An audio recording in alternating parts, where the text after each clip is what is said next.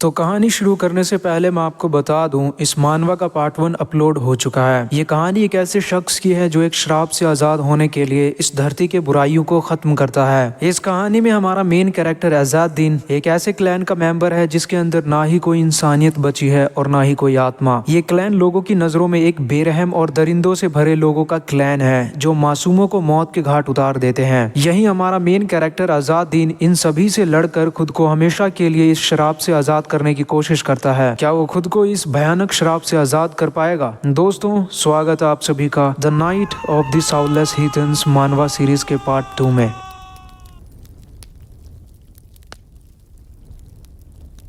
Last episode में हमने देखा था कि किस तरह एक डीमन एक छोटे से विलेज पर हमला कर देता है और वहाँ के लोगों को बहुत बुरी तरह जख्मी करके उसे खाने के लिए अपने एक बॉक्स में इकट्ठा करता है ताकि वो बाद में चलकर उन्हें खा सके। वो सब मिलकर बुरी तरह इस गांव के किले पर अटैक कर देते हैं, जिसके डर से सभी गाँव वाले इस जगह को छोड़कर यहाँ से अपनी जान बचाकर भाग रहे होते हैं। तभी एजाजुद्दीन इस गाँव को बचाने में गाँव वालों की मदद करता है, जिसमें वो वहाँ के सभी मॉन्स्टर्स को बहुत बुरी तरह हरा देता है। उसके बाद वो दोबारा उन सभी गांव वालों से मिलने जाता है जो डर की वजह से यहाँ से अपनी जान बचाकर भाग रहे होते हैं। वो उन्हें जाकर बताता है कि इस गांव के सभी सोल्जर्स ने मिलकर मॉन्स्टर्स को मार दिया है और अब गांव बिल्कुल सेफ है। ये देखकर सभी गांव वाले बहुत खुश होते हैं और गांव वापस लौट रहे होते हैं। तब एजाजुद्दीन एक पहाड़ की तरफ बड़ी ही तेजी से बढ़ता है जहाँ उसे कैजेल के कुछ सोल्जर्स कैंपिंग करते हुए नजर आते हैं और यही लास्ट एपिसोड भी पूरा होता है। इस एपिसोड के स्टार्टिंग में हम देखते हैं कि एक कैंप के अंदर से यंग मास्टर तारकीब के चिल्लाने की आवाज सुनाई देती है, जो बहुत ही गुस्से भरी आवाज से किसी पर चिल्ला रहा होता है। फिर हम देखते हैं कि तारकीब बहुत ही गुस्से में होता है और अपने कुछ सोल्जर्स पर गुस्से से चिल्ला कर कहता है, क्या जो सामान हमने गांव वालों से लूटा था उसे कोई चुरा ले गया? ये क्या बकवास कर रहे हो तुम सभी? क्या इसी काम के लिए तुम्हें यहाँ रखा गया था? ये सुनकर वहाँ खड़े सभी सोल्जर्स काफी डर जाते हैं और कहने लगते हैं, सर तारकीब, हमला हम पर अचानक से हुआ था, इसीलिए हमें इस बात का पता भी नहीं चला और सबसे बड़ी बात, हमने अपनी आंखों से किसी को ये चोरी करते भी देखा भी नहीं। इतना सुनते ही तारकीब बहुत भड़क जाता है और अपने पीछे बैठा एक सोल्जर से कहता है, आखिर तुम वहाँ चुपचाप बैठकर क्या कर रहे हो? ये सब सिर्फ और सिर्फ तुम्हारी वजह से हुआ है। ये बात सुनकर वो सोल्जर जो आराम से बैठकर एप्पल खा रहा होता है, वो तारकीब को जवाब देता हुआ कहने लगता है, हाँ क्यों नहीं, अगर तुम कह रहे हो तो इसमें मेरी ही गलती होगी। ये सुनकर तारकीब खुश होते हुए कहता है, इन दोनों को उस लूट की देख रेख करने की जिम्मेदारी दी गई थी, लेकिन इन दोनों की लापरवाही की वजह से वो चोरी हो गए, इसीलिए मैं इन दोनों की सैलरी काटने वाला हूँ। तुम्हें कोई परेशानी तो नहीं है इस बात से? इसके जवाब में वो सोल्जर कहता है, जैसी आपकी इच्छा सर तारकीब। ये कहते हुए वो अपनी सीट से उठने लगता है और कहता है, उस चोर ने मेरा भी एक कीमती सामान चोरी कर लिया है, देखकर लगता नहीं है कि वो कोई आम चोर था। इतना कहते ही उसके हाथ से एप्पल नीचे गिर जाता है। तभी तारकीब उससे पूछने लगता है कि आखिर उसका कौन सा सामान चोरी हुआ है, जिसके जवाब में वो सोल्जर कहता है, माफ करना, मैं आपको बता तो नहीं सकता, मुझे नहीं लगता कि वो कोई तुम्हारा कीमती सामान चुरा कर ले गया होगा। आखिर जो भी हुआ सो हुआ, खैर जाने दो इस बात को। तभी वो सोल्जर उसके पीछे आकर खड़ा हो जाता है और तारकीब से कहता है, सर तारकीब, मुझे लगता है वो चोर अभी भी पास के गांव में होगा, इसीलिए मैं आपसे रिक्वेस्ट करता हूं कि आप इसकी खोजबीन के लिए एक ऑर्डर पास करें, या फिर क्यों न हम खुद ही वहां पर जाकर अच्छे से उन्हें लूटें। ये सुनकर तारकीब उसे मना करता हुआ कहता है, नहीं नहीं, पास के गाँव में एक पब्लिक स्टेशन है जो किसी और राजा की देख रेख में है, वहाँ ऑर्डर पास करना या फिर लूट माट करना ये बहुत ही मुश्किल होगा, मैं ये नहीं कर सकता। फिर वो सोल्जर की तरफ मुड़ता है और उसे उंगली दिखाता हुआ कहता है, एक मिनट, मैं तुम्हारा कहना क्यों मानूं? क्या तुम मेरे बॉस हो? ये सुनकर वो सोल्जर मुस्कुराते हुए कहता है, ऐसा है तो ठीक है, अब मैं आपके नाम से वहाँ लूटपाट करूंगा। ये सुनकर तारकीब काफी हैरान होता है। इतने में हम देखते हैं कि वो सोल्जर उस खंजर से तारकीब के पेट पर अटैक करता है और वो खंजर सीधा जाकर उसके पेट में लगती है, जिसकी वजह से उसके पेट से बहुत सारे खून निकलने लगते हैं। तारकीब बुरी तरह घायल होता है और डर के मारे चीख रहा होता है। ये सब देखकर वहाँ खड़े बाकी के सोल्जर्स बहुत डर जाते हैं। इतने में वो सोल्जर कहता है, आप चिंता मत कीजिए सर तारकीब, वो खंजर आपको किसी चुड़ैल ने गिफ्ट दिया था। फिर हम देखते हैं कि वो उस खंजर से बहुत बुरी तरह जख्मी होता है और उसके पेट से बहुत ही तेज रोशनी चमकती है, जिसे देख वो बहुत ही हैरान होता है। लेकिन बाकी के सोल्जर्स को कुछ समझ नहीं आ रहा होता कि यहाँ चल क्या रहा है। थोड़ी देर बाद वो खंजर एक जादुई मकड़ी में बदल जाता है और उसके पेट के अंदर घुसने लगता है। थोड़ी देर बाद वो मकड़ी उसके पेट के अंदर घुस जाता है, लेकिन तारकीब ये सब देखकर बहुत डर जाता है और उसे समझ नहीं आ रहा होता कि ये सब क्या हो रहा है। तभी वो सोल्जर तारकीब से कहता है, अब आपको कैसा लग रहा है सर तारकीब। ये सुनकर तारकीब काफी भड़क जाता है और वो अपना स्वॉर्ड बाहर निकाल लेता है और अपने जख्मों को पकड़े हुए कहता है, ये तुमने मेरे साथ क्या किया बेवकूफ कहीं के। इतना सुनते ही वो सोल्जर अपने मुंह से कुछ स्पेल पड़ता है, लेकिन दूसरी तरफ तारकीब उस स्पाइडर के डंक की वजह से बेहोश होकर जमीन पर गिर पड़ता है। वो बुरी तरह दर्द से चीख रहा होता है, जिसे देखकर वो सोल्जर कहता है, शांत हो जाइए सर तारकीब, उसने तो सिर्फ एक छोटा सा डंक मारा है, इसमें तकलीफ वाली क्या बात है। उसके बाद वो तारकीब को धमकाते हुए कहता है, अब तुम्हें मेरी बात ध्यान से सुननी होगी, नहीं तो वो स्पाइडर थोड़ी ही देर में तुम्हारे बॉडी के अंदर कुछ अंडे देना शुरू कर देगी, और अगर ऐसा हुआ तो तुम कभी खुद को ठीक नहीं कर पाओगे और धीरे धीरे तुम मर जाओगे। दूसरी तरफ तारकीब बहुत बुरी तरह डरा हुआ होता है और दर्द से चीख रहा होता है और कहने लगता है, आखिर तुम्हें मुझसे चाहिए क्या, तुम मेरे साथ ऐसा कैसे कर सकते हो। ये देखकर बाकी के सोल्जर्स काफी डर जाते हैं और उनके चेहरे से पसीने टपकने लगते हैं, लेकिन उन्हें समझ नहीं आ रहा होता कि आखिर यहाँ चल क्या रहा है। इतने में वो सोल्जर तारकीब के पास आकर उसके कंधे पर अपने हाथ रखता है, जिसे देखकर उसकी तशरीफ फट जाती है। फिर वो तारकीब से कहने लगता है, मैं पास के गांव में लूटपाट करने जाऊंगा और उसे पकड़ के लाऊंगा जिसने मेरा कीमती सामान चुराया है। ये सुनकर तारकीब काफी हैरान होता है और डर से उसके चेहरे से पसीने टपकने लगते हैं। दूसरी तरफ हमें एक सुनसान रास्ता दिखाया जाता है जो पहाड़ों से होते हुए गुजरती है, जहाँ अभी अभी सूरज उगा है और तेज हवाएं भी चलती है। तभी हम देखते हैं कि इस्माइल और मीडियम दोनों एक पेड़ के नीचे आराम कर रहे होते हैं, जिन्हें सोता हुआ देखकर पेड़ की टहनी पर बैठा हुआ एक उल्लू कहता है, जल्दी उठ जाओ दोनों, सुबह के 10 बज चुके हैं। उसकी आवाज सुनकर ये दोनों उठ जाते हैं, लेकिन इस्माइल अभी भी नींद में ही होता है। वो दोनों चल चल कर बुरी तरह थक गए थे, इसीलिए उन्हें और आराम की जरूरत थी। इतने में मीडियम की नजर अज़ादीन पर पड़ती है, जो अपने हाथों में 2 जादुई छड़ी लिए खड़ा होता है। ये देखकर वो दोनों उससे मिलने उसके पास आ रहे होते हैं। तभी अज़ादीन कहता है, जब मैंने कल रात को काजेल के कुछ सोल्जर्स को लूटा था, तब मुझे एक और जादुई छड़ी मिला और ये दोनों दिखने में एक जैसे ही हैं। ये जादुई छड़ी भी बिल्कुल दूसरी छड़ी की तरह है जिसे गॉब्लिन ने यूज किया था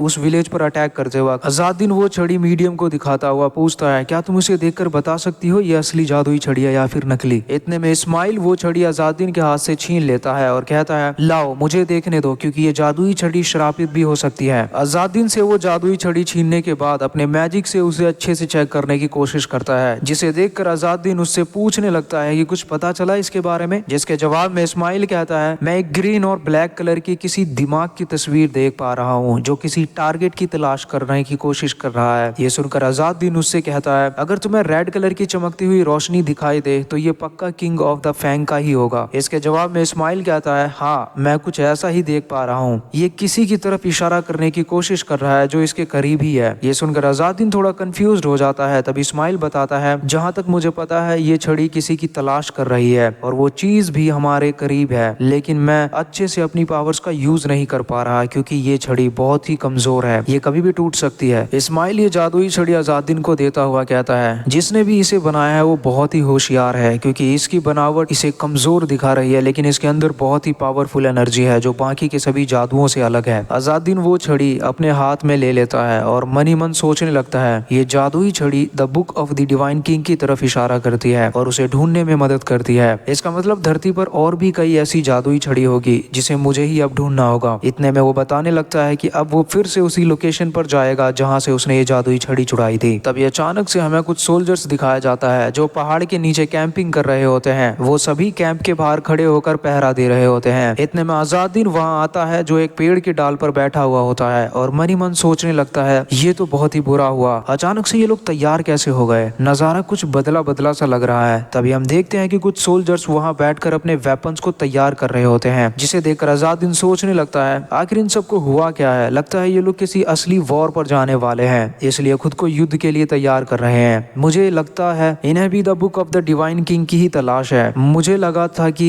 वो इस जादुई छड़ी को खोने के बाद कुछ तो जरूर करेंगे, पर मुझे नहीं पता था कि ये लोग अब इसके लिए युद्ध करने की कोशिश करेंगे जिसमें मासूम लोग अपनी जान गंवाएंगे। उसी पेड़ के नीचे इस्माइल और मीडियम दोनों खड़े होते हैं जो अज़ादीन से पूछते हैं कि आखिर वहाँ चल क्या रहा है। ये सुनकर अज़ादीन पेड़ से छलांग मारकर नीचे आता है और कहता है, मुझे लगता है कि ये लोग पास के गांव पर हमला करने वाले हैं। ये सुनकर उन दोनों की तशरीफ लाल हो जाती है और वो सोचने लगते हैं, क्या वो लोग सच में इस पब्लिक सबवे स्टेशन पर हमला करेंगे, लेकिन इस गाँव का सिर्फ सबवे स्टेशन ही बाकी के सभी गाँव से बड़ा है, वो आखिर इतने बड़े गाँव पर अटैक कैसे कर सकता है। तभी मीडियम सोचने लगती है, वो लोग ये काम बेवजह नहीं कर सकते, उनके पास ये करने की कोई अधिकार नहीं नहीं है। मुझे लगता है उनके साथ कुछ तो बुरा हुआ है जिसके लिए वो इतने परेशान हैं। इतने में अज़ादीन अपना पुराना कपड़ा पहनकर अंधा बनने की एक्टिंग करता है और अपना भेष बदल लेता है। वो दोनों भी उस जंगल से बाहर निकल रहे होते हैं। अज़ादीन उस जादुई छड़ी को अपने हाथ में पकड़ा हुआ होता है जो उसके पॉकेट के अंदर छुपा the book of the divine king की पेज की तरफ इशारा करता है जो उसे कुएं से मिली थी। काफी देर बाद चलने के बाद वो सब उस जंगल से बाहर आते हैं। तभी उन सब की नजर एक बहुत ही शानदार और बहुत ही बड़ा महल पर पड़ती है जहाँ कुछ सोल्जर्स खड़े हुए होते हैं और बाकी के लोग वहाँ से उस महल के अंदर जा रहे होते हैं। उसी महल के मेन गेट पर कुछ सोल्जर्स खड़े होकर पहरा दे रहे होते हैं जो बाहर से आने वाले लोगों की तलाशी ले रहे होते हैं और इसी जगह को पब्लिक सबवे स्टेशन कहा जाता है। इतने में अज़ादीन अपनी टीम के साथ मिलकर उस किले के मेन गेट पर पहुंचता है जहां एक सोल्जर उसकी तलाशी कर रहा होता है। अज़ादीन को अंधा देखकर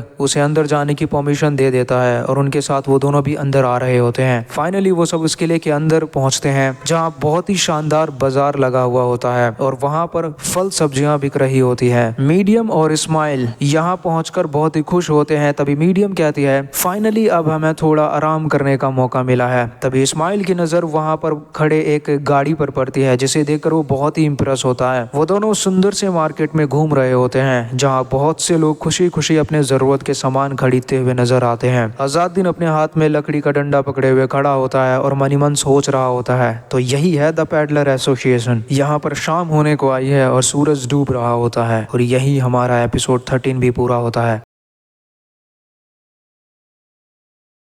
एपिसोड 14 के स्टार्टिंग में हम देखते हैं कि फाइनली वो लोग उस किले के अंदर पहुंचते हैं जहां उन्हें पैडलर एसोसिएशन की एक गाड़ी खड़ी हुई दिखाई पड़ती है। पैडलर का नाम सुनते ही अज़ादीन मनी मन कुछ सोचने लगता है। दूसरी तरफ हमें उसी किले के अंदर का सीन दिखाया जाता है जहां 3 लड़के खड़े होते हैं। उनमें से एक लड़का गुस्से में अराइल से कह रहा होता है तो तुम ही सबसे यंगेस्ट हेराल्ड हो। फिर उसे गुस्से से कहता है ये कभी मत भूलो कि तुम एक धोखेबाज की औलाद हो, इसीलिए इतनी घमंड मत दिखाया करो, समझे। तभी वो अराइल के बारे में बताते हुए कहता है वो जब सिर्फ 3 साल के थे तब से वो इस हेराल्ड क्लैन की सबसे जीनियस मेंबर है। ये बात उस क्लैन के बड़े मेंबर्स कहा करते थे। जब मैं छोटा सा था तब मुझे उनके बातों पर कोई विश्वास नहीं हुआ करता था, इसीलिए मुझे ये बात जानने के लिए अपनी कलाई गंवानी पड़ी। अराइल सच में बहुत ही पावरफुल हेराल्ड है जो बाकियों से बहुत ही खतरनाक है। तभी हम देखते हैं कि वही लड़का अब बड़ा हो चुका है और अपने चेयर पर बैठा हुआ अराइल के बारे में बताता है। तभी उसे बाहर से किसी के चिल्लाने की आवाज सुनाई देती है। फिर हमें बताया जाता है कि कुछ ही साल पहले की बात है जब कोरासर के अंदर एक पैडलर एसोसिएशन की नींव रखी गई थी जिसमें छोटे छोटे व्यापारी शामिल थे, लेकिन अब जाकर ये एक बहुत ही बड़ा ऑर्गेनाइजेशन बन चुका है और पूरे कोरासर पर अपनी हुकूमत चलाता है। पर सच्चाई ये है कि इस ऑर्गेनाइजेशन को खुद यहाँ की हेराल्ड क्लैन ही चलाती है जो आरागासा क्लैन के नाम से मशहूर हुआ करती है और इसी एसोसिएशन में जितने मर्चेंट्स शामिल है वो सभी हेराल्ड क्लैन के मेंबर्स है जो आरागासा से आए थे। तभी हम देखते हैं कि अज़ादीन उन दोनों से कहता है क्यों ना हम आज फ्रेश हो जाए क्योंकि हमें नहाए हुए काफी दिन हो गए। ये सुनकर वो दोनों खुश हो जाते हैं। वो सभी वहां से एक होटल की तरफ बढ़ रहे होते हैं। तभी उनके पीछे से कुछ लोग उन्हें आवाज मारते हुए कहते हैं अरे जरा देखो तो कौन यहाँ आया है। यह आवाज सुनकर मीडियम पीछे मुड़ती है और देखती है कि वहाँ 3 शख्स खड़े होते हैं जो अज़ादीन को वहाँ देख कर कहने लगते हैं अरे ये तो शायद अज़ादीन है, हेराल्ड क्लैन का सबसे फुद्दू 108वां मेंबर। ये सुनकर दूसरा शख्स अज़ादीन से पूछता है क्यों भाई 3 महीने खुद को हेराल्ड मेंबर बनाकर कैसा लगा। ये सुनकर अज़ादीन पीछे मुड़ता है लेकिन कुछ नहीं कहता। तभी उसकी नजर इस्माइल और मीडियम पर पड़ती है जिसे देखकर वो कहने लगते हैं कमाल है, सिर्फ 3 महीने के अंदर तुमने अपने लिए 2 नौकर भी रख लिए। इसके जवाब में अज़ादीन उन्हें बताता है कि ये दोनों बच्चे उनके नौकर नहीं है। फिर वो इस बात को खत्म करने की कोशिश करता है और कहता है क्या तुम मेरे लिए इस बकरे की हॉर्स शू बदलने में मदद करोगे, तुम ये काम कर सकते हो है ना। इतना सुनते ही वो शख्स कहता है क्यों नहीं, बिल्कुल, अगर आप कह रहे हैं तो मुझे तो ये काम करना ही पड़ेगा। इतना कहते ही वो उस गोट को अपने साथ ले जा रहा होता है। दूसरी तरफ अज़ादीन अपना लूट दूसरे शख्स को देता हुआ कहता है क्या तुम इसे पैसे में बदल सकते हो और उसके बदले क्या तुम मुझे कुछ एरोज ला कर दे सकते हो। वो शख्स अज़ादीन से उसका सामान ले लेता है और कहता है तुम्हें याद होगा कि तुम बिना किसी फॉर्मेलिटी को पूरा किए सिर्फ कासाज के कहने और उसकी सिफारिश पर हेराल्ड बने थे। कितनी शर्म की बात है कि तुम तो अपनी बेसिक ट्रेनिंग तक पूरा नहीं कर पाए थे। वो लोग अज़ादीन के लूट को चेक करने लगते हैं। कीमती खजाने को देखकर उनके मुंह में पानी आ जाता है। इतने में अज़ादीन कहता है मुझे एक कपड़ा तुमसे उधार लेना है, बदले में तुम वो लूट रख सकते हो, क्या तुम मेरे इस कपड़े को धो सकते हो मेरे लिए? तभी हम देखते हैं कि वो लोग उसे बदले में एक नया कपड़ा देता है। तभी अज़ादिन देखता है कि वो किसी लड़की का कपड़ा होता है जिसे पकड़े हुए वो खड़ा होकर देख रहा होता है। इतने में वो उन लोगों से कहता है, क्या तुम लोग अब मजाक करना बंद करोगे, क्योंकि मैं तुम लोगों को पीटना नहीं चाहता। यह सुनकर उन्हें गुस्सा आ जाता है और अज़ादिन से कहते हैं, तुम्हें क्या लगता है कि हम तुम्हारे गुलाम हैं? तुम लक्की थे, वरना तुम कभी भी 108वां स्प्रिट नहीं बन पाते। वो उसे गुस्से से बात कर रहे होते हैं। तभी मीडियम की आवाज आती है जो कहती है, अगर तुम अज़ादिन से इतनी ही परेशानी है तो क्यों ना तुम दोनों आपस में लड़ो। लगता है तुम सब डर गए हो ये सोचकर कि अगर कि तुम इस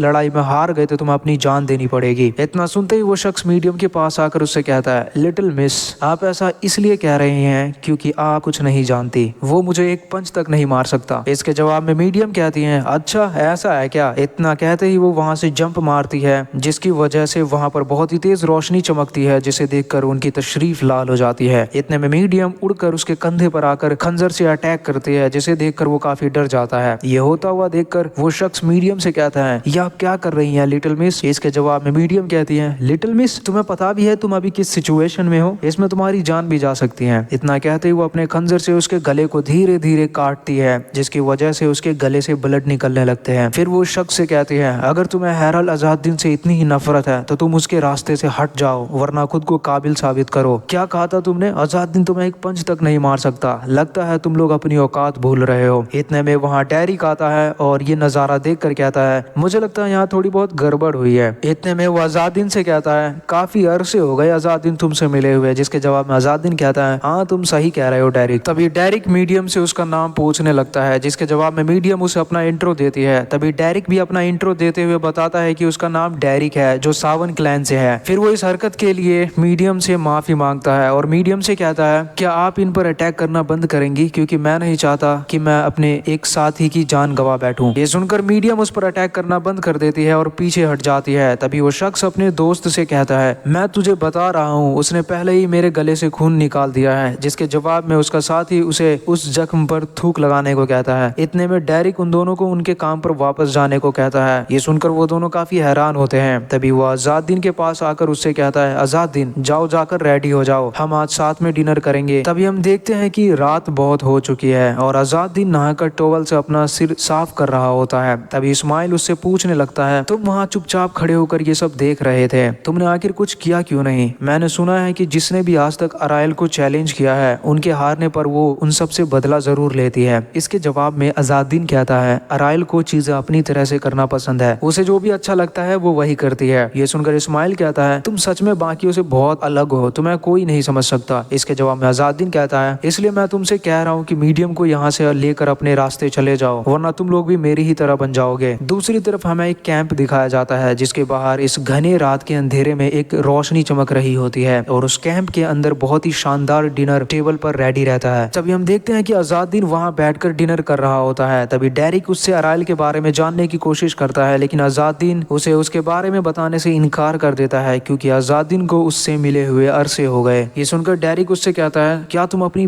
बड़ी बहन का इतना भी ख्याल नहीं रख सकते? जिसके जवाब में अज़ादिन कहता है, उसकी काबिलियत देखकर मुझे नहीं लगता कि हमें उसकी चिंता करनी चाहिए। इतना कहकर वो वहाँ पड़े एप्पल्स लेने की कोशिश करता है, लेकिन डेरिक उससे वो एप्पल छीन लेता है और कहने लगता है, मुझे विश्वास नहीं होता, एक तो तुम इतने दिनों बाद यहाँ आए हो और ऊपर से तुमने मेरे आदमियों पर हमला भी किया। फिर वो उससे उसके काम के रिजल्ट्स के बारे में पूछने लगता है, जिसके जवाब में अज़ादिन कहता है, देखो मैं अपना काम अच्छे से करने की कोशिश कर रहा हूँ और सोने के सिक्के भी इकट्ठा कर रहा हूँ। ये सुनकर डेरिक कहता है, मैं वो नहीं पूछ रहा, ये बताओ जब तुम्हें दूसरे मर्चेंट एसोसिएशन पर हमला करने भेजा गया था, उसका क्या सीन चल रहा है भाई? तभी वो डेरिक से कहता है, अरे यार उसे जाने भी दो, छोड़ो इस बात को, जरा ये देखो मैं क्या लाया हूँ। इतने में अज़ादिन डेरिक को एक जादुई छड़ी दिखाता हुआ कहता है, क्या तुमने इसे पहले कभी देखा है? जिसके जवाब में डेरिक बताता है, हाँ मैंने ये पहले भी देखा है, ये तो गॉडकिन की जादुई छड़ी है, जिसका इस्तेमाल वो the book of the divine king को ढूंढने में किया करता था। ये सुनकर अज़ादिन कहने लगता है इस बारे में सभी को पता चल चुका है। जिसके जवाब में डेरिक कहता है, तुम अपनी रिजल्ट डिस्ट्रिक्ट लीडर को क्यों नहीं दिखाते? खैर तुमने ये जादुई छड़ी लाकर बहुत अच्छा काम किया है, लेकिन अगर तुम the book of the divine king की कॉपी लेकर आते तो ये और भी अच्छा होता। ये सुनकर वो अपने चेयर से उठता है और पास रखे एप्पल लेता हुआ डेरिक को बताता है कि उसके पास उस बुक की एक पेज है, जिसके बारे में सुनकर वो उसकी तशरीफ फट जाती है। तभी अज़ादिन कहता है, मुझे लगता है बाकी के सभी हेरल्ड्स ऐसे ही खाली हाथ लौटने वाले हैं। हैं। ये कहते हुए वो उस एप्पल को खा रहा होता है, लेकिन डेरिक उसका हाथ पकड़ लेता है और उससे the book of the divine king की कॉपी मांगता है। ये सुनकर अज़ादिन के होश उड़ जाते हैं। यही एपिसोड 14 भी पूरा होता है।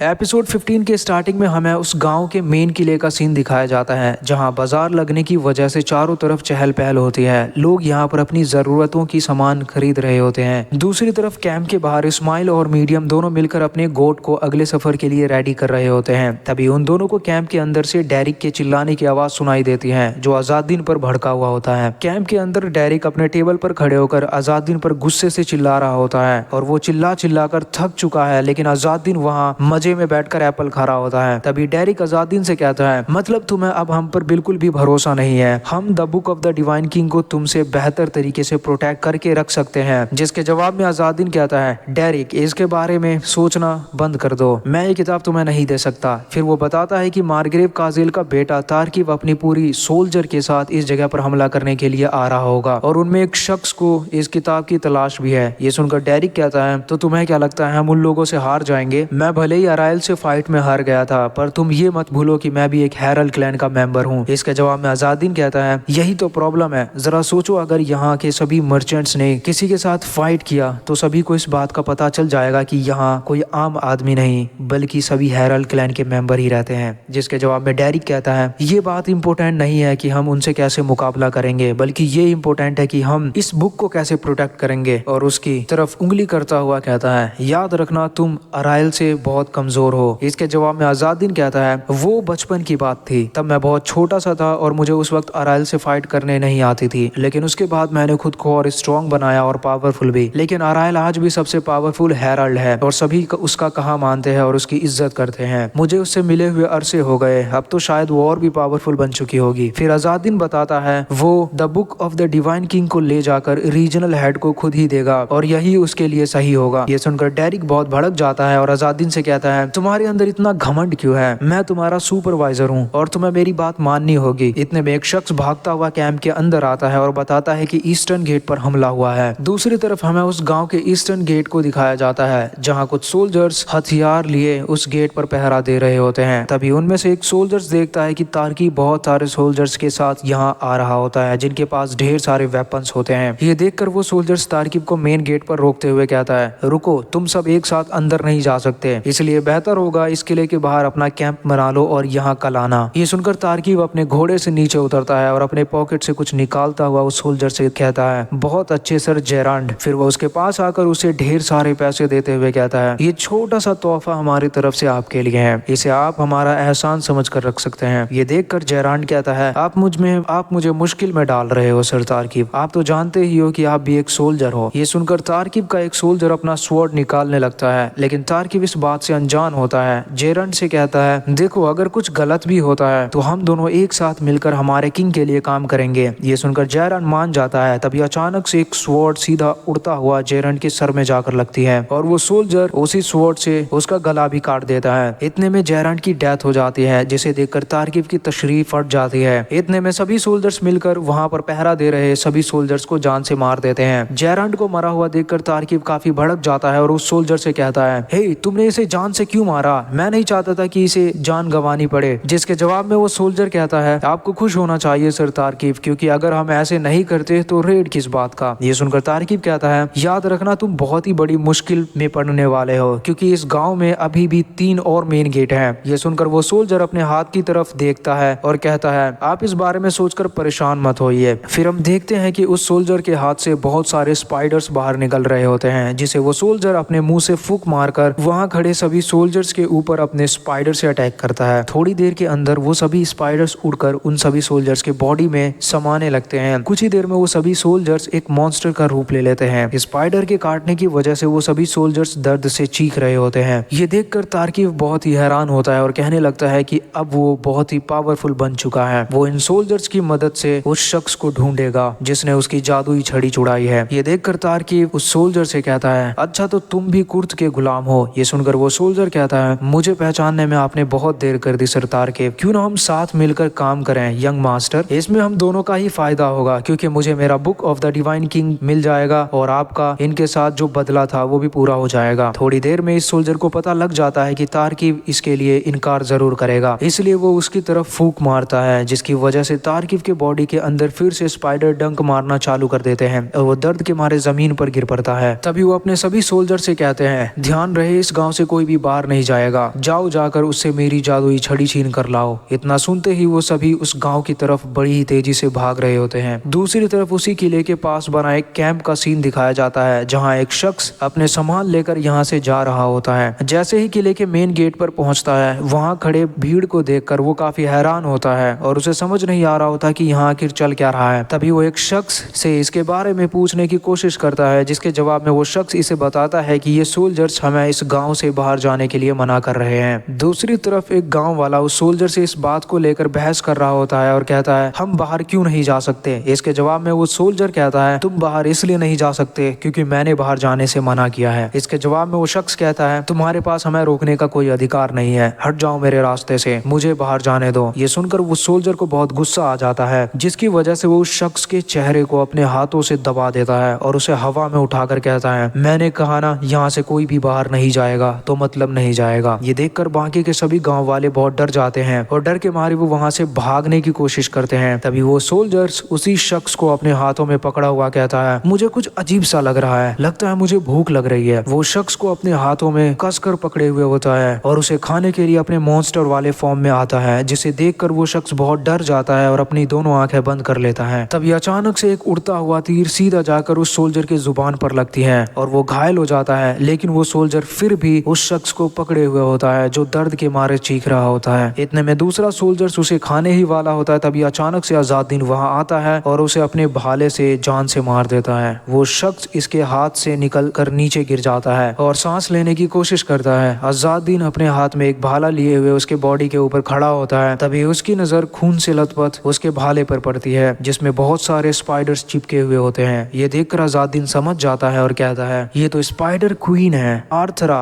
आखिर तुम ऐसा कैसे कर सकती हो। यही हमारा एपिसोड 15 भी पूरा होता है।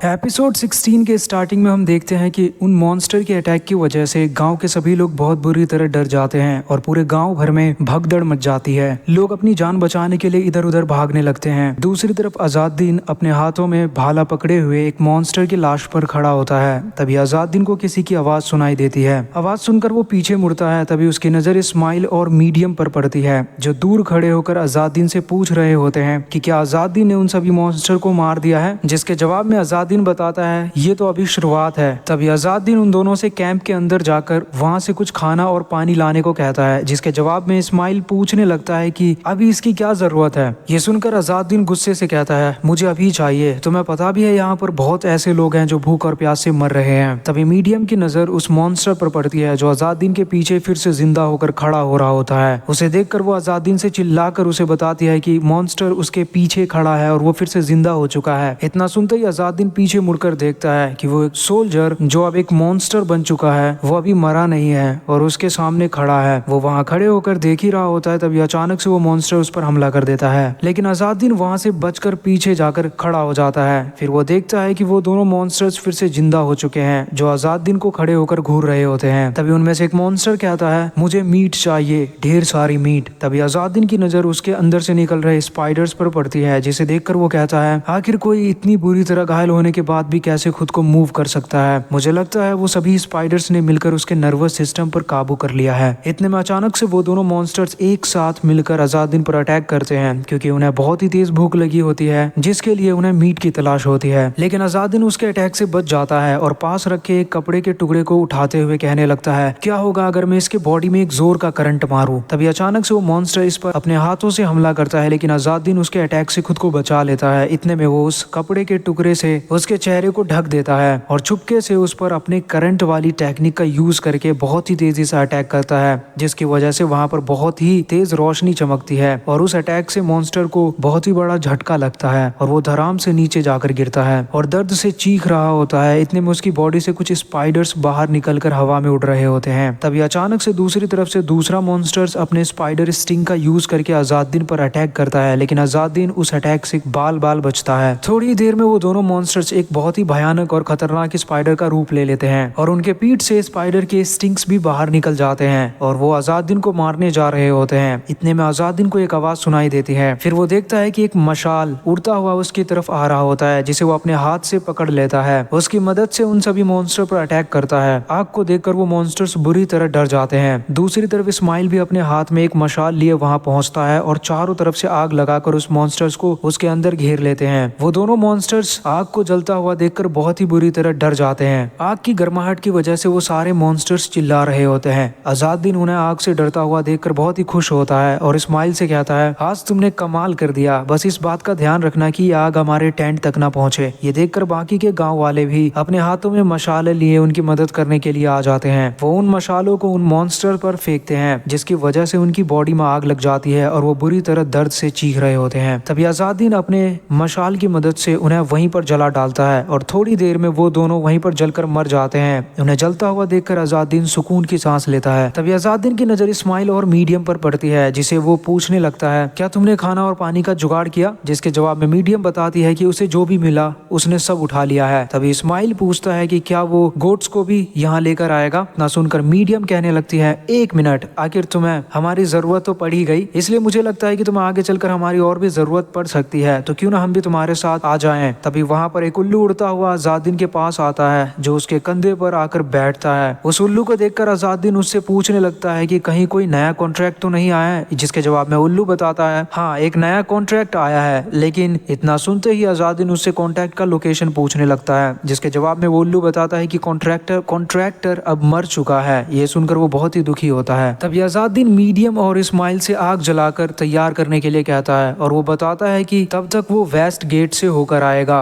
इतना कहकर वो एक जंप मारकर वहां से चला जाता है। थोड़ी देर बाद हम देखते हैं कि वो फाइनली वेस्टर्न गेट पर पहुंचता है, जहां वो बचे हुए मॉन्स्टर पर अटैक करता है, लेकिन उसके अटैक से मॉन्स्टर्स को कुछ नहीं होता। ये देखकर अजादीन बहुत ही हैरान होता है और सोचने लगता है कि आखिर ये लोग मर क्यों नहीं रहे हैं? अगर इनकी जगह कोई इंसान होता तो कब का मर चुका होता। पर ये है कि बार बार अपना मॉन्स्टर फॉर्म बदल रहे हैं और इनकी संख्या धीरे धीरे बढ़ती ही जा रही है। तभी हम देखते हैं कि वो उन मॉन्स्टर से फाइट कर रहा होता है और मन ही मन सोचने लगता है, अगर ऐसा ही चलता रहा तो मैं अपने कॉन्ट्रैक्टर तक कभी नहीं पहुंच पाऊंगा। तभी एक उड़ता हुआ तीर आकर सीधा उस मॉन्स्टर को लगती है, जिसके अंदर से मैजिकल ब्लू कलर लाइटिंग चमक रही होती है। वो जादुई तीर होती है जिसे सिर्फ और सिर्फ एक काबिल इंसान ही इस्तेमाल कर सकता है। तभी हम देखते हैं कि मीडियम वहाँ खड़े होकर उस तीर से मॉन्स्टर को मार गिराती है। उसे मारता हुआ देखकर वो बहुत ही खुश होती है और कहती है, मैं जानती थी, मुझे पहले से पता था कि लाइटिंग टेक्निक से बुरी तरह ये मरेंगे। मीडियम उस टेक्निक का यूज करके अपनी पूरी एनर्जी और स्टेमिना खो देती है, लेकिन इस्माइल उसे सहारा देता हुआ उसकी मदद करता है। ये देखकर अजादीन मीडियम से कहता है, मीडियम, मैं जानता हूँ कि तुम एक काबिल इंसान हो और तुम एक ईथर क्लैन से हो, लेकिन जैसा मैंने पहले भी कहा है, ग्रिमोयर की खूबसूरती हमारे नेचर में है, इसीलिए इसका इस्तेमाल थोड़ा कम किया करो। जाओ जाकर अब रेस्ट करो। ये देखकर इस्माइल को बहुत गुस्सा आता है, क्योंकि मीडियम उसके साथ काम करने के लिए इतना कुछ कर रही होती है, लेकिन वो है कि इसके हर एफर्ट्स को इग्नोर कर रहा होता है। तभी वो अजादीन से कहता है, तुम्हें नहीं लगता कि कॉन्ट्रैक्टर अब तक तो मर चुका होगा? इसके जवाब में अजादीन उसे बताता है कि हाँ, कॉन्ट्रैक्टर तो अब मर चुका है। ये सुनकर इस्माइल उससे पूछने लगता है कि जब कॉन्ट्रैक्टर मर चुका है तो ये इतना कुछ किसके लिए कर रहा है? इसके जवाब में अजादीन कहता है, एक कॉन्ट्रैक्ट हमेशा एक कॉन्ट्रैक्ट होता है, फिर चाहे कॉन्ट्रैक्टर मर क्यों ना जाए, मैं बिना चेक किए नहीं जा सकता। ये सुनकर इस्माइल उससे कहता है, लेकिन हम इन सबको नहीं जला सकते वरना हमारे पूरे गांव जलकर राख हो जाएगा। ये सुनकर अजादीन कहता है, तुम सही कह रहे हो इस्माइल, इसीलिए मैंने सोचा था कि क्यों ना सीधा जाकर इसके लीडर को ही मार दूं। और यही हमारा एपिसोड 16 भी पूरा होता है। एपिसोड 17 के स्टार्टिंग में हम देखते हैं कि वेस्टर्न गेट का किला बुरी तरह जल रहा होता है और चारों तरफ सिर्फ और सिर्फ आग फैले हुए होते हैं। उसी किले के पास एक फार्मर डर के मारे जमीन पर लेटा हुआ अपनी जान बचाने की कोशिश करता है, लेकिन वो सोल्जर उसे बहुत बुरी तरह मौत के घाट उतार देता है। चारों तरफ सिर्फ और सिर्फ खून के छींटे पड़े होते हैं, लेकिन वो सोल्जर अपने मॉन्स्टर फॉर्म में वहाँ अपने दोनों हाथ बांधकर खड़ा होता है। तभी तारकीब वहाँ आता है और उससे पूछता है, हे, क्या तुम्हें सच में लगता है कि तुम ये सब ठीक कर रहे हो? तुमने कहा था कि तुम्हें किसी जादुई किताब की तलाश है, तो तुम इन्हें क्यों मार रहे हो? इसके जवाब में वो सोल्जर कहता है, देखो जैसा मैंने सोचा था वैसा तो बिल्कुल भी नहीं हो रहा, क्योंकि मुझे समझ नहीं आ रहा कि मैं सही कर रहा हूँ या गलत, पर जो भी कर रहा हूँ अब मुझे मजा आ रहा है। ये सुनकर तारकिब काफी भड़क जाता है और उससे कहता है, क्या मतलब सही कर रहा हूँ और तुम्हें मजा आ रहा है? अगर ऐसा ही चलता रहा तो वो चोर हमारे हाथ से भाग जाएगा। तभी उस सोल्जर की नजर एक मॉन्स्टर पर पड़ती है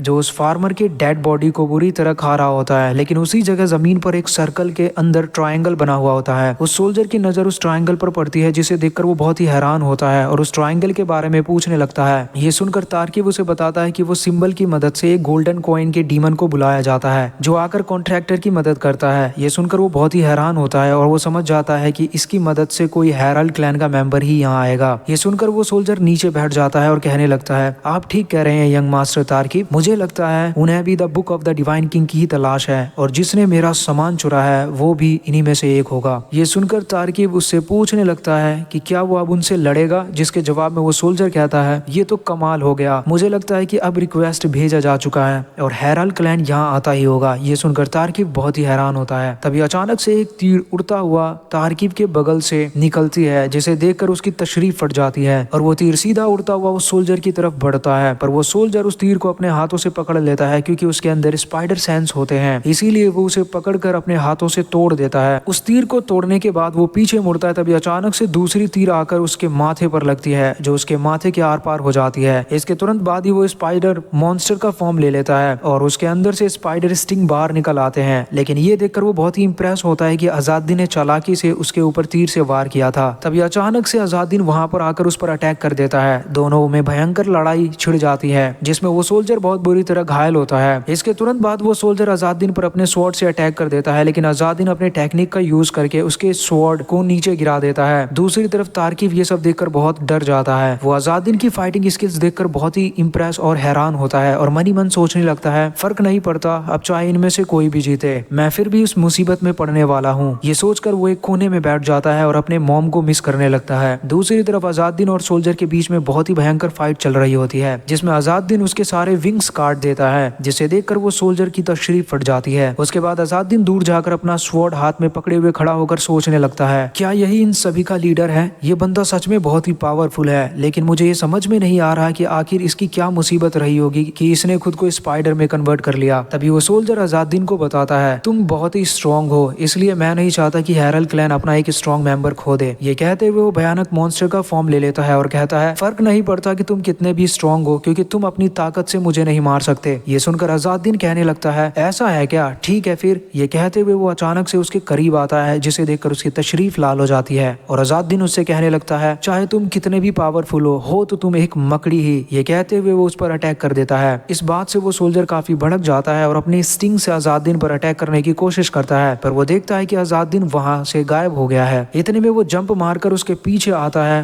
और अपने स्वॉर्ड से उसके गले पर अटैक करता है, जिसकी वजह से उसका गर्दन कटकर उसके धड़ से अलग हो जाती है। उसका सिर कटकर तारकिब के पास जाकर गिरता है, जिसे देखकर उसकी तशरीफ फट जाती है। इतने में अचानक से आजादीन वहां आता है, जिसे देखकर तारकिब बहुत ही डर जाता है और कहने लगता है, हे रुको एक मिनट, तुम तो एक हेराल्ड हो ना, इसका मतलब तुम मुझे नहीं मारोगे है ना? इसके जवाब में आजादीन उसे बताता है कि फर्क नहीं पड़ता, वो किसी नोबल फैमिली से बिलोंग करता है। इतने में तारकिब उसे गोल्डन कॉइन दिखाता हुआ और कहने लगता है, यहाँ देखो मेरे पास एम्परर गोल्डन कॉइन है। ये देखकर आजादीन उससे पूछने लगता है कि उसे वो कॉइन कहाँ से मिला, जिसके जवाब में वो तारकिब बताता है कि उसे ये कॉइन उसके मॉम ने दिया था। लेकिन तारकिब यहाँ चाल चल रहा होता है और मन ही मन सोचने लगता है, जैसा कि मेरे मॉम ने कहा था, हम एम्परर्स गोल्डन कॉइन की मदद से इन्हें मैनिपुलेट कर सकते हैं। उसके बाद हाथों में वो सिक्का देखकर उससे कहने लगता है, फर्क नहीं पड़ता चाहे वो सिक्का तुम्हारे हाथ में हो, जब तक तुम रिक्वेस्ट नहीं करोगे। इतना सुनते ही वो देखता है कि तारकिब ने उस कॉइन को सर्कल के बीच में रख दिया है। थोड़ी देर में वो गोल्डन कॉइन धीरे धीरे गायब हो रही होती है। उसे गायब होता देखकर तारकिब आजादीन से कहता है, मुझे भी उन लोगों ने अपने स्पाइडी से इन्फेक्ट कर दिया है और एक स्पाइडी मेरे बॉडी के अंदर भी है, प्लीज मुझे बचा लो। दी एम्परर वॉइस उसका ये रिक्वेस्ट एक्सेप्ट कर लेते हैं। तभी आजादीन मन ही मन सोचने लगता है कि अब वो इस बेवकूफ के लिए काम करेगा। तभी अचानक से वहाँ इस्माइल और मीडियम दोनों आते हैं, जिसे देखकर आजादीन परेशान हो जाता है क्योंकि वो जहाँ जहाँ भी जाता है वो दोनों उनके पीछे हो लेते हैं। तभी मीडियम आजादीन से तारकिब की तरफ उंगली करते हुए पूछने लगती है कि क्या ये वही बेवकूफ है जिसने रिक्वेस्ट डाली थी। इसके जवाब में आजादीन उसे अग्री करता है। तभी आजादीन मीडियम से पूछता है कि क्या वो तारकिब पर अपने ब्लू लाइटिंग की मदद से अटैक कर सकती है। ये सुनकर वो खुश हो जाती है और कहने लगती है, वैसे मैं तुम्हारी मदद क्यों करूं। इसके जवाब में आजादीन उसे बताता है कि वो अब से उनका सबऑर्डिनेट है और वो दोनों आजादीन के साथ ही बाकी रहेंगे। ये सुनकर मीडियम बहुत खुश हो जाती है और तारकीब की तरफ बढ़ती है, जिसे देखकर उसकी तशरीफ फट जाती है। तभी वो कहने लगता है, क्या तुम सच में मेरे ऊपर बिजली गिराने वाली हो? मतलब असली वाला बिजली जो आसमान से गिरता है। इतने में वो अपने पावर से उस पर ब्लू लाइटिंग से अटैक करती है, जिसकी वजह से उसे बहुत ही बड़ा झटका लगता है। और यही हमारा एपिसोड 17 भी पूरा होता है। एपिसोड 18 के स्टार्टिंग में हम देखते हैं कि मीडियम तारकीब पर द ब्लू लाइटिंग टेक्निक का यूज करके अटैक करने की वजह से अपनी सारी एनर्जी खो देती है और दूसरी तरफ तारकीब जमीन पर पड़ा होता है। तभी मीडियम कहती है, मैं थोड़ी देर आराम करने के बाद ठीक हो जाऊंगी। अब तुम्हें पता चला कि ईथर की बेटी कमजोर नहीं होती। इतने में तारकीब को होश आने लगती है और वो तभी देखता है कि बहुत सारे स्पाइडर्स उसके बॉडी से बाहर निकल रहे होते हैं। वो अपनी हालत देखकर बहुत गुस्सा करता है और गुस्से में उनसे पूछने लगता है कि आखिर वो सभी मिलकर तारकीब को ऐसे घूर क्यों रहे हैं। ये सुनकर अज़ादुद्दीन उसकी बेइज्जती करने लगता है, जिसके जवाब में तारकीब उसे उसकी बेइज्जती करने के लिए मना करता है। इतने में इस्माइल वहां आता है और तारकीब की तरफ इशारा करते हुए कहता है, हमारा काम तो पूरा हो गया, मुझे लगता है अब हम इसे जान से मार देना चाहिए। ये सुनकर तारकीब की तशरीफ फट जाती है और उसे डर लगने लगता है कि कहीं ये लोग अब मुझे मार न दे। ये सुनकर अज़ादुद्दीन कहता है, इस्माइल तुम्हें इससे ऐसी बातें नहीं करनी चाहिए। जिसके जवाब में इस्माइल बताता है कि अब तो हमने इसकी रिक्वेस्ट फुलफिल कर दी है, तो उसे जिंदा रखने का क्या फायदा। ये सुनकर अज़ादुद्दीन आसमान की तरफ देखता है और इस्माइल से कहता है, एम्परर वॉइस ने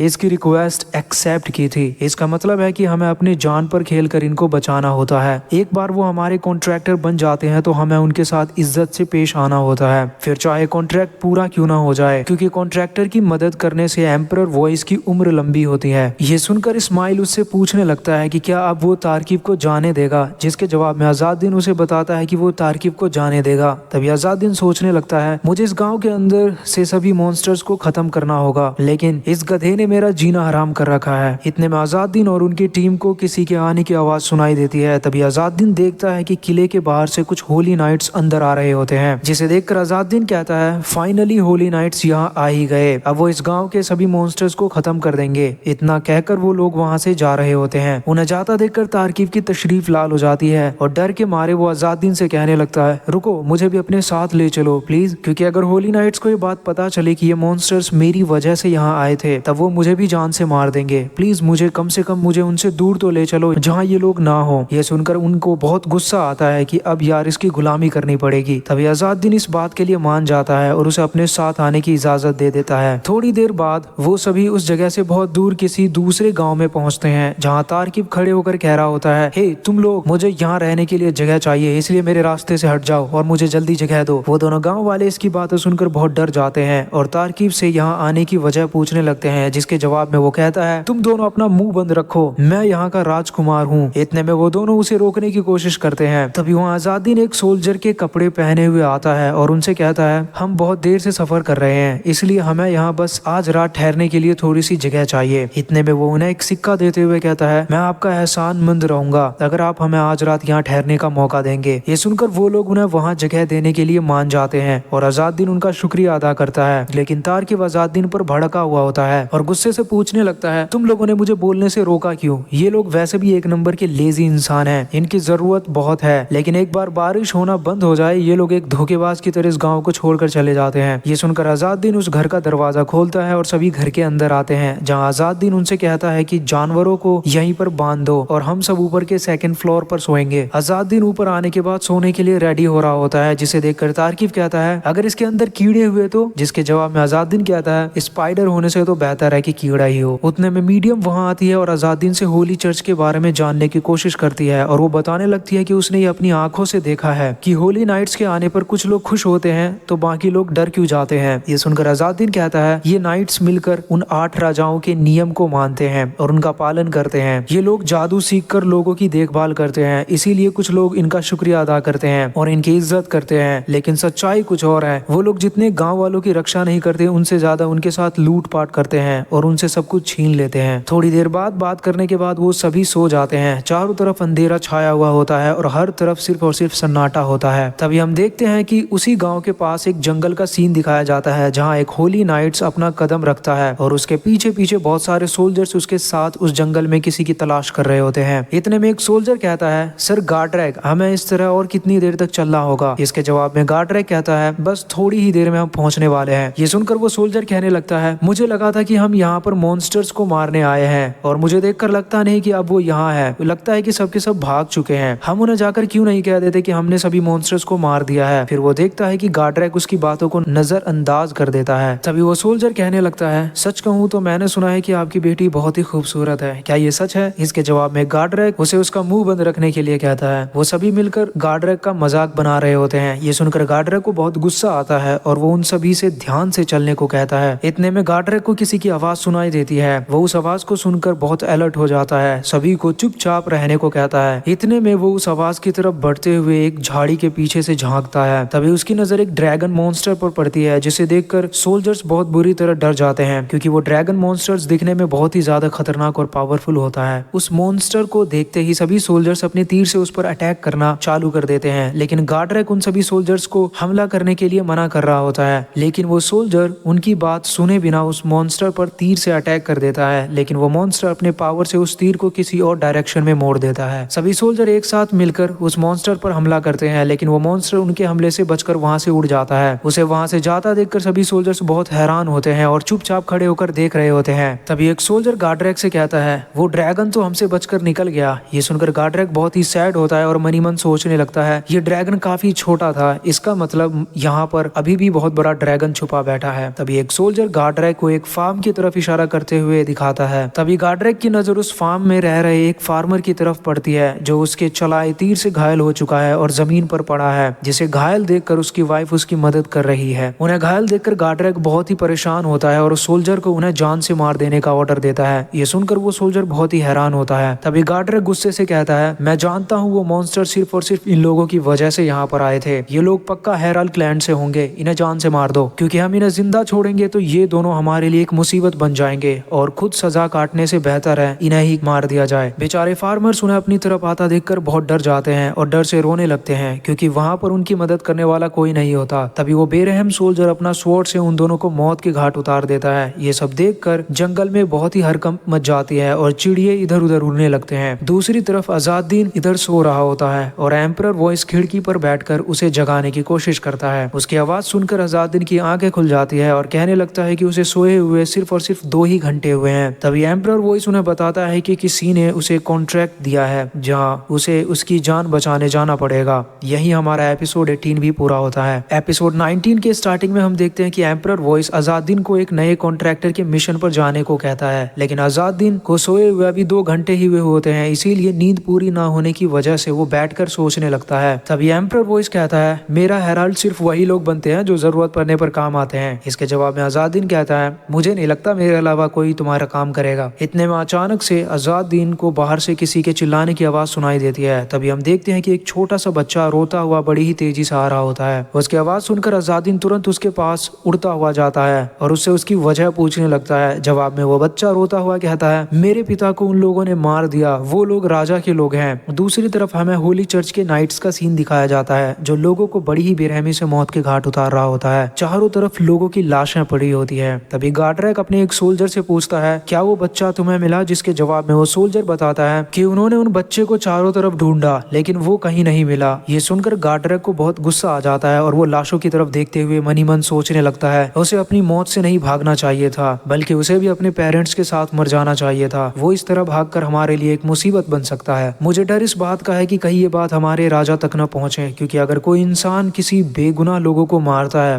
तो उसे सूली पर लटका दिया जाता है। तुम्हें अपने गलतियों का पश्चाताप करने का मौका मिलता है, लेकिन सलाज़मा जिस तरह का इंसान है मुझे नहीं लगता कि वो हमारे हरकत को इतनी आसानी से नजरअंदाज करेगा। और दूसरा डर इस बात का है कि अगर कोई पश्चाताप के लिए तैयार भी होता है तो वो बाद में चलकर एक चोर बन जाता है या तो आखिर में उनकी बेरहम मौत हो जाती है। लेकिन मैं ये सब नहीं करना चाहता, वरना मेया की फ्यूनरल खराब हो जाएगा। उसका बचपन बहुत ही मुश्किल भरा रहा है और लोगों ने उसे बेवकूफ करार दिया था, इसीलिए उसने खुद की जान ले ली। इतने में वो वहाँ खड़े सभी सोल्जर्स को ऑर्डर देता है कि वहाँ जितने भी लोग छुपे हुए हैं उन्हें ढूंढ कर निकाला जाए और सभी को जान से मार दिया जाए। ये सुनकर एक सोल्जर कहता है सर गार्डरैक, मुझे नहीं लगता कि इस छोटे से गांव में कोई और लोग भी रहते होंगे। इतने में उसकी नजर एक औरत पर पड़ती है जो डर के मारे वहाँ से अपनी जान बचाकर भाग रही होती है। वो सोल्जर उसे भागता हुआ देखकर उस पर अपने भाले से अटैक करता है, जो सीधा उड़ता हुआ औरत के पैर पर लगती है, जिसकी वजह से घायल होकर जमीन पर गिर पड़ती है। लेकिन खुशकिस्मती से उसका निशाना चूक जाता है और वो लेडी की जान बच जाती है। तभी वो सोल्जर लेडी के नजदीक आता है और उसे मारने के लिए अपना भाला उठाता है। वो उसे मारने ही वाला होता है, इतने में एक बड़ा सा पत्थर उड़ता हुआ सीधा उसके सिर पर आकर लगती है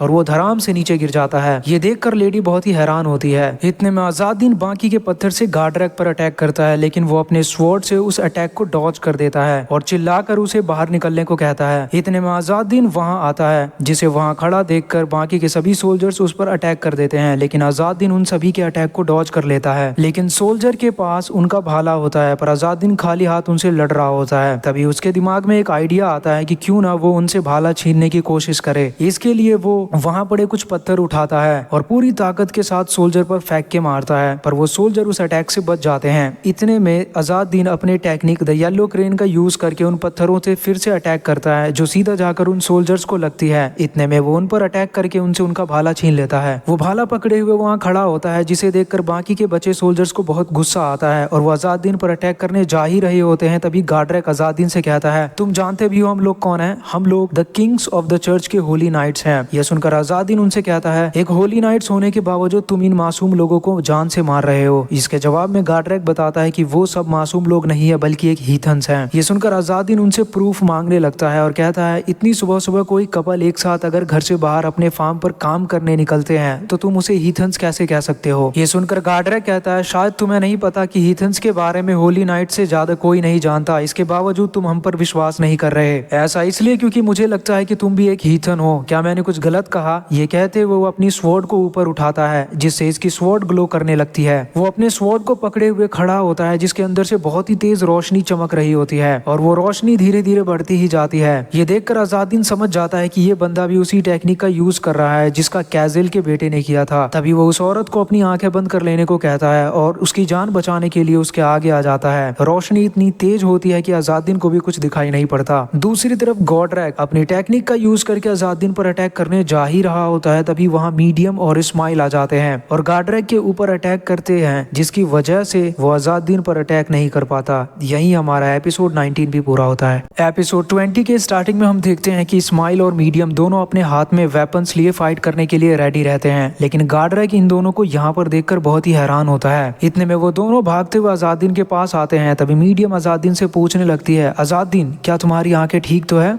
ये सुनकर इस्माइल सोचने लगता है, आखिर ये इससे ऐसे फालतू के सवाल क्यों पूछ रही हैं, जबकि अजादीन के पास तो इसकी आंखें भी नहीं है। तभी इस्माइल बताता है कि रास्ते में उनके ऊपर 2 होली सोल्जर्स ने हमला किया था, जिन्हें इन दोनों ने मिलकर हरा दिया, लेकिन उन्हें इन्होंने जान से नहीं मारा। दूसरी तरफ गार्डरैक दूर खड़े होकर इनकी बातें सुन रहा होता है और मनी मन सोचने लगता है, मुझे विश्वास नहीं हो रहा कि इन दोनों बच्चों ने मिलकर इतने पावरफुल होली नाइट्स को हराया होगा। इतने में गार्डरैक उनकी तरफ देखते हुए कहता है, तुम लोग हेरल्ड क्लैन से हो ना? ये बात सुनकर उसके एक सोल्जर की तशरीफ फट जाती है। इसके बाद गार्डरैक उनसे कहने लगता है, तुम बेवजह भटकने वाले आत्माओं, मैं ये बात पहले से जानता था कि ये पूरा गांव ही तुम जैसे लोगों से भरा हुआ है। इसके जवाब में अजादीन उससे पूछते हुए कहता है, और तुमने बिना जाने ही मासूम लोगों को मौत के घाट उतार दिया, आखिर तुम्हें कैसे पता था कि ये लोग भी हीथन्स हैं? अजादीन की बातें सुनकर गार्डरैक काफी हैरान होता है और उसकी बोलती बंद हो जाती है। तभी अजादीन उसे उसका भाला दिखाते हुए कहता है, जहाँ तक मुझे पता है तुम लोग यहाँ पर शिकार करने आए होंगे और गलती से तुमने किसी की जान ले ली होगी। तुम्हें लगा होगा कि ये कोई एनिमल है जो इस जंगल में मशरूम तोड़ रहे हैं, इसीलिए तुमने बिना सोचे समझे इन पर हमला कर दिया और उन्हें जान से मार दिया, और ये बात किसी को बाहर पता न चले, इसीलिए तुम बाकी के लोगों को भी मारना चालू कर दिए।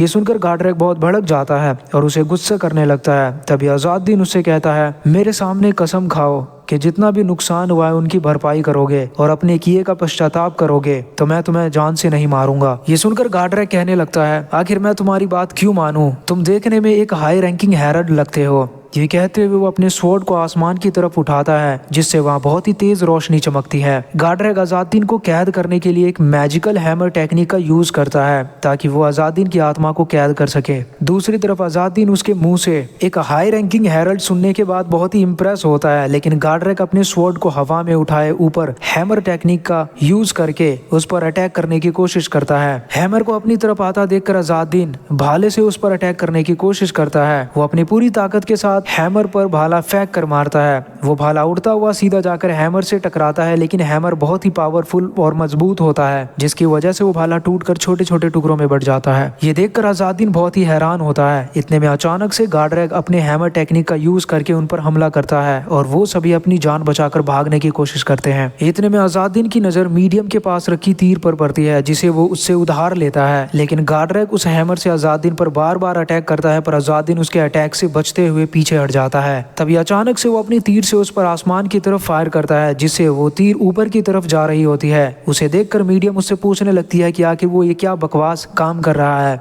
दूसरी तरफ गार्डरैग को लगता है कि अज़ादीन का निशाना चूक गया है, इसीलिए मौका का फायदा उठाते हुए उस पर अपने स्वॉर्ड से हमला करने उसकी तरफ बड़ी ही तेजी से बढ़ता है। वो अपनी पूरी ताकत के साथ उस पर अपने स्वॉर्ड से अटैक करता है, लेकिन अज़ादीन वहां से बच निकलता है। ये देखकर उसकी तशरीफ फट जाती है। इतने में अज़ादीन जंप मारकर उसके पीछे आता है और तीर को अपने हाथ में पकड़कर उस पर अटैक करता है। वो पूरी ताकत के साथ उस पर तीर से अटैक करता है, जिससे वो तीर सीधा जाकर गार्डरैग की खोपड़ी के आर पार हो जाती है और वो वहीं उसकी डेथ हो जाती है। ये सब देखकर मीडियम बहुत ही हैरान होती है। थोड़ी देर बाद अज़ादीन उन सभी फार्मर के डेड बॉडी को अपने गोद में उठाए हुए उसके फ्यूनरल अटेंड करने जाता है। उसकी डेड बॉडी को वो जमीन पर रखता है, जिसे देखकर एक बच्ची भागती हुई अपने पिता की डेड बॉडी पर आती है और वहां बैठकर वो बहुत ही बुरी तरह टूट जाती है और रोने लगती है। ये सब देखकर अज़ादीन अपने पीछे मुड़कर देखता है कि वो 2 सोल्जर्स को कैद करके वहां रखा गया है और वो चुपचाप वहां बैठे हुए होते हैं। तभी अज़ादीन उनसे कहता है, मैं तुम दोनों को आजाद कर दूंगा अगर तुम दोनों ने इनके परिवार वालों की देखभाल करी और नुकसान की भरपाई करी। ये सुनकर वो दोनों चालाकी करने की सोचते हैं और उन्हें लगता है कि वो झूठ बोलकर यहाँ से बच निकलेंगे। तभी बचे हुए गांव वाले अपने हाथों में कुल्हाड़ी लिए खड़े होते हैं। तभी एक बुजुर्ग कहता है, इन्होंने मेरे बेटे की जान ली है।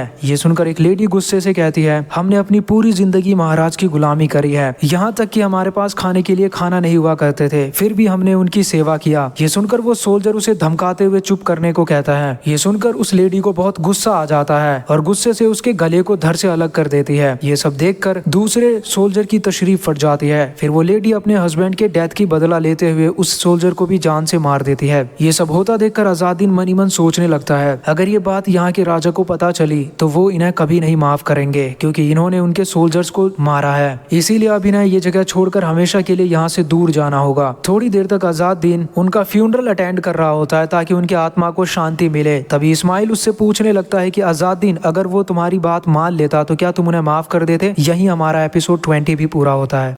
एपिसोड 21 के स्टार्टिंग में हम देखते हैं कि अज़ादीन इस्माइल को इसका जवाब देते हुए बताता है, अगर कोई एक पत्थर के टुकड़े से जमीन पर अपनी प्रॉमिस लिखता है तो उसे निभाना उसका फर्ज हो जाता है, लेकिन अगर उन्होंने वो फर्ज नहीं निभाया तो वो बाद में चलकर उनके लिए सजा बन जाती है। ऐसा हेरल्ड क्लैन का मानना था कि अगर कोई उस रोशनी के नीचे खड़े होकर प्रॉमिस करेगा तो उसे निभाना पड़ेगा, लेकिन आरागासा क्लैन के लोग बिना आत्माओं के लोग थे, जिनका सिर्फ और सिर्फ शरीर दिखता था, इसीलिए उनमें और सड़क पर पड़े पत्थर में कोई फर्क नहीं होता है। प्रॉमिस निभाना और ना निभाना उनके लिए बात बराबर ही होता है, और अगर कभी इनके बारे में पता चलता है तो सभी ये सोचकर इग्नोर करते हैं कि ये तो हेरल्ड क्लैन से है। किसी को भी फर्क नहीं पड़ता अगर वो कोई प्रॉमिस तोड़ता है। तो इसीलिए अगर कोई होली नाइट्स ने हेरल्ड से प्रॉमिस किया होता कि वो लोग इनके मौत का पश्चाताप करेंगे, तब भी वो झूठ बोलकर निकल सकते थे। मतलब मैं जो कहना चाहता हूँ ये खुद किंग वाइब्रेस के नियम के अंदर लिखा हुआ है। इसके जवाब में इस्माइल उससे पूछने लगता है, क्या होगा अगर वो प्रॉमिस करके पूरा नहीं करते? अगर ऐसा हुआ तो बेगुनाह लोगों की जान की कीमत कौन देगा? इसके जवाब में अज़ादीन उससे कहता है, प्रॉमिस पूरा करने से ज़्यादा इम्पोर्टेंट था उनके बच्चों का पालन पोषण करना, इसीलिए उन्हें यहाँ से जाना होगा और एक मुश्किल भरी जिंदगी जीनी होगी। काफ़ी देर तक बातें करने के बाद अज़ादीन उनसे तारकीब के बारे में पूछने लगता है, क्योंकि तारकीब काफ़ी डर जाता है, जिसके जवाब में मीडियम उसे बताती है कि वो शायद यहाँ से भाग चुका है। इतने में पास की झाड़ी से किसी के चलने की आवाज़ सुनाई देती है और थोड़ी ही देर में तारकीब उस झाड़ी से बाहर निकलता है। दूसरी तरफ पहाड़ों से भरा एक जंगल दिखाया जाता है और अज़ादीन अपनी टीम के साथ उसी रास्ते से बढ़ रहा होता है। इतने में एक छोटी सी बच्ची उन पर चिल्लाकर कहती है कि उसकी वजह से उसके पिता की डेथ हुई है। वो बच्ची बहुत ही गुस्से में होती है और इसकी माँ उसे शांत करने की कोशिश करती है। इतने में वो बच्ची कहती है, अगर तुम लोग यहाँ नहीं आए होते तो मेरे माँ और बाबा दोनों जिंदे होते। एक लेडी उसकी तरफ से माफ़ी मांगती है। इतने में अज़ादीन उनसे पूछने लगता है कि वो किस तरफ रवाना होने वाले हैं, जिसके जवाब में वो फार्मर्स बताते हैं कि वो साउथ वेस्ट की तरफ अपने रिश्तेदारों के पास कुछ दिन ठहरने को जा रहे हैं। वैसे भी यहाँ पर सूखा पड़ा है जिसकी वजह से हम फसल नहीं उगा पा रहे हैं, इसीलिए इनसे बेहतर है कि ये जगह छोड़कर कहीं अच्छे जगह चले जाते। ये सुनकर अज़ादुद्दीन उन्हें बताता है कि अब से वो लोग अलग अलग रास्ते पर निकलने वाले हैं। ये कहकर वो वहाँ से जा रहे होते हैं। तभी वो शख्स उससे दुआ देते हुए कहता है, आशा करता हूँ कि एम्परर हमेशा आपकी सुरक्षा करेगा। ये सुनकर अज़ादुद्दीन खुश हो जाता है और वहाँ से अपने सफर के लिए रवाना होता है। ये सुनकर द एम्परर वॉइस उसके कंधे पर आकर बैठती है, जिसे देखकर अज़ादुद्दीन कहता है, तुमने तो मुझे एम्परर वर्ड कहने के लिए मना किया था। इसके जवाब में एम्परर्स वॉइस कहता है, लोगों ने तो मेरा नाम का मजाक ही बना रखा है, जबकि मैंने अपनी पूरी जिंदगी मेहनत करके उनके लिए बेहतर साम्राज्य बनाया था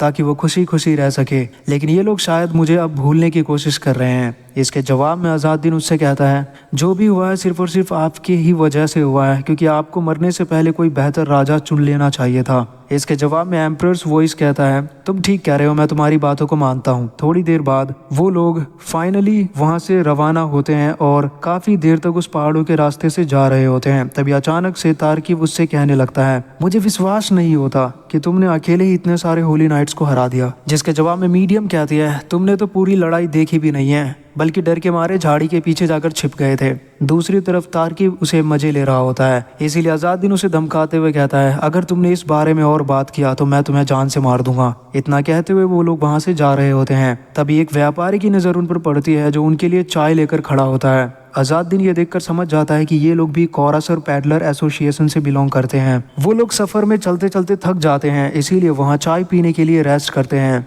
इतने में वो शख्स अज़ादुद्दीन को चाय लाकर देता है और उससे तारकीब के बारे में पूछने लगता है। इसके जवाब में अज़ादुद्दीन उससे कहता है कि ये एक कॉन्ट्रैक्टर है और तुम चिंता मत करो, ये हमारी इन्फॉर्मेशन बिल्कुल भी लीक नहीं करेगा। ये सुनकर वो शख्स उससे पूछने लगता है कि वो अब कहाँ जाने की कोशिश कर रहा है। उसे गुस्सा देखकर अज़ादुद्दीन की तशरीफ लाल हो जाती है और तभी वो बताता है कि वो सलाज़मा की तरफ अपनी टीम के साथ रवाना होने वाला है। और यही हमारा एपिसोड 21 भी पूरा होता है।